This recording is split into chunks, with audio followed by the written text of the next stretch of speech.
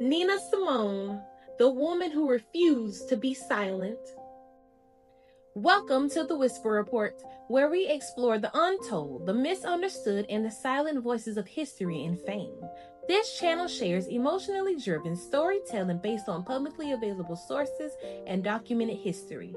While we aim to present facts with care, this content also reflects human complexity, interpretation, and the whisper between the headlines. Viewers' discretion is advised. Hello, my whispers. Tonight, we speak about a woman whose voice wasn't made to comfort, it was made to confront. Nina Simone didn't sing to please you, she sang to wake you up, to unsettle you, to tell the truth, even when the truth made people uncomfortable. This is the story of Nina Simone. Nina Simone was born Eunice Kathleen Wayman on February 21st, 1933 in Tryon, North Carolina. From the time she was a child, her talent was undeniable. She began playing piano at the age of 3, trained in classical music, and dreamed of becoming the first Black concert pianist. But America had other plans. At 12 years old, during her first recital, Nina watched her parents be forced to move from the front row to the back simply because they were Black. She refused to play until they were allowed to return to their seats. That moment changed forever. Despite her extraordinary ability, Nina was rejected by the Curtis Institute of Music in Philadelphia, a rejection widely believed to be rooted in racism. It shattered her dream and hardened her spirit. To survive, she began playing piano in bars and nightclubs, adopting the name Nina Simone. So her deeply religious mother wouldn't know that she was performing the devil's music. But what the world got wasn't just a singer, they got a revolutionary. By the early 1960s, Nina Simone was no longer just an artist. She was angry, and she had every reason to be.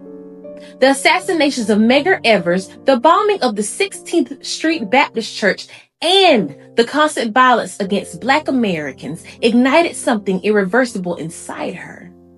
Nina didn't believe in singing through pain anymore. She believed in naming it. The rage became music. She wrote Mississippi Goddamn in just an hour, a protest song so raw and furious that radio stations smashed the records and sent them back to her in pieces. Nina didn't apologize. She said, "I'll tell you what freedom is to me, no fear." From that moment on, Nina Simone was labeled difficult, unstable, dangerous. Concerts were canceled, opportunities vanished. She was watched by the FBI and blacklisted by parts of the industry. But Nina refused to soften. She performed at civil rights rallies, spoke openly about Black liberation, and aligned herself with figures like James Baldwin, Lorraine Hansberry, and Malcolm X. She didn't want integration, she wanted liberation, and that cost was enormous. Her music was no longer welcomed in white spaces. Her income became unstable, and behind the revolutionary image was a woman battling severe mental illness, later diagnosed as bipolar disorder.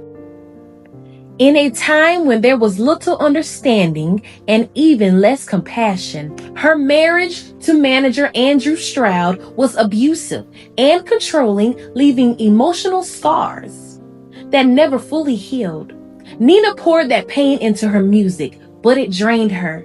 She once said, "I had no choice but to be a genius because everything else was taken from me."